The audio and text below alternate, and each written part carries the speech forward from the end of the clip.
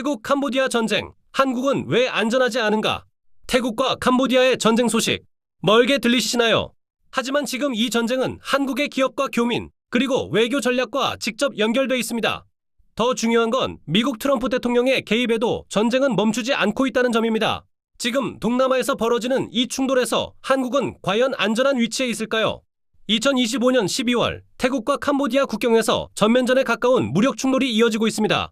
양국은 단순한 국지 충돌 수준을 넘어서 육군과 해군, 공군까지 모두 동원한 교전에 들어갔습니다. 태국군은 F-16 전투기를 동원해 캄보디아 국경 인근 카지노 건물과 석유 저장 시설을 폭격했습니다.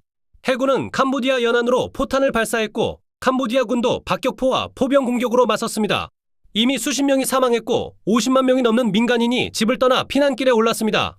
이제 이 분쟁은 단순한 국경 충돌이 아니라 명백한 전쟁 국면으로 접어들고 있습니다. 이 전쟁의 뿌리는 100년 전으로 거슬러 올라갑니다. 1907년 프랑스가 캄보디아를 식민 지배하던 시절 프랑스와 시암, 지금의 태국 사이에 불완전한 국경선이 그어졌습니다. 총 817km 국경 중 여전히 명확히 확정되지 않은 구간이 지금까지 남아 있습니다.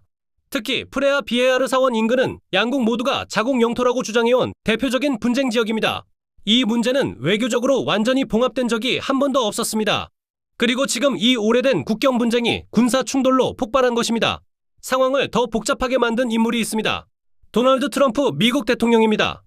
트럼프는 지난 10월 태국과 캄보디아가 휴전에 합의했다고 직접 발표했습니다.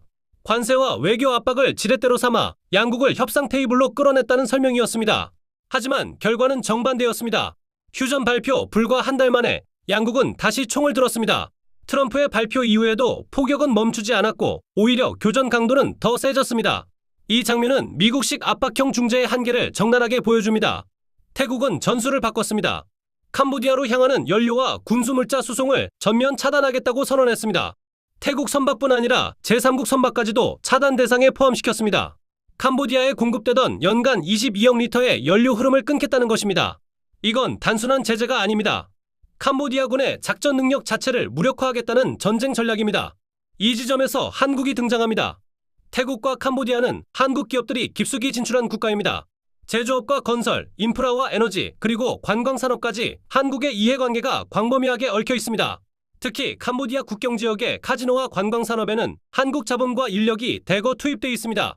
이번 교전으로 한국 교민과 근로자, 관광객 수천 명이 직접적인 위험에 노출됐습니다. 외교부가 여행 경보를 상향하고 대사관이 긴급 안전 공지를 발령한 이유입니다. 이 전쟁은 뉴스 속 먼 나라 이야기가 아니라 한국인의 생명과 자산이 직접 걸린 문제입니다. 더 중요한 건 경제적 파장입니다. 태국과 캄보디아는 한국 기업의 동남아 공급망 핵심 축입니다. 부품 생산과 조립, 물류 거점이 이 지역에 집중돼 있습니다. 전쟁이 장기화될 경우 물류 지연과 생산 중단, 원가 상승은 피할 수 없습니다.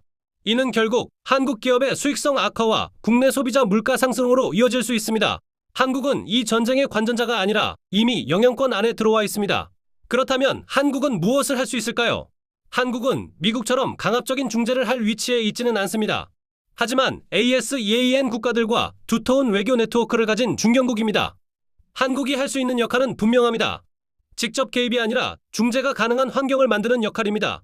인도적 지원과 재외 국민 보호, 외교적 대화 채널 유지가 그 핵심입니다. 그리고 전쟁이 한국 경제에 미칠 파장을 최소화하는 선제적 대응입니다. 이번 태국과 캄보디아의 전쟁은 중요한 교훈을 줍니다.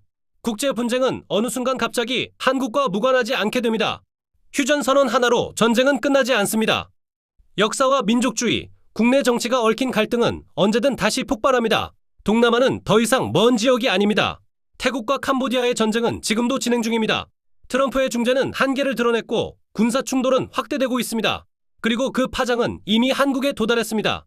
이 전쟁이 어디까지 번질지, 한국이 어떤 선택을 할지 이제는 남의 일이 아닙니다.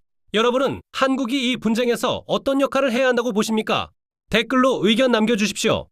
구독과 좋아요 한 번씩 눌러주시면 더 좋은 영상으로 보답하겠습니다. 이상 이슈 사이다였습니다.